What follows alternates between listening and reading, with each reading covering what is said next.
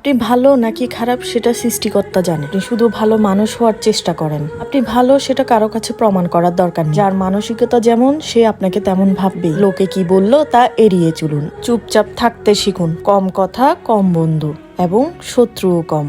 তখনই তো হয় জীবন সুন্দর। জীবনে মানুষ প্রয়োজন আছে, তবে কারো কাছে অবহেলিত হওয়ার চেয়ে একাকিত্বই তো বরং সুন্দর। গুরুত্ব না পেলে সেখানে যত্ন বাড়াবেন না। সে আপনাকে ততটুকুই কষ্ট দিতে পারবে যতটুকু আপনি তাকে এক্সেস দিবেন। গণ্ডির ভিতরে যে আসতে পারে সেই আপনার ক্ষতি করতে পারবে। এই জন্য বাউন্ডারি মেনটেন করা দরকার। তাই মানুষকে এতটাই গুরুত্ব দিও না যে তার অবস্থান ভুলে যায়। মানুষের ক্ষতি করাটাও এক প্রকার ঋণ, রীতি নিয়মে ফেরত আসবেই। মানুষ এত সহজে ভুলে গেলেও আল্লাহ কিন্তু সহজে ভুলেন। তাই আমরা বলি আমাদের পাপ বেশি, কিন্তু আল্লাহ বলেন আমি তওবাকারীকে ভালোবাসি। মৃত্যুর আগে টাকা পয়সা ধন সম্পদ অর্জনই সব নয়, মানুষের দোয়া এবং ভালোবাসা অর্জন করাটাই হচ্ছে মুখ্য বিষয়। আল্লাহ হাফেজ।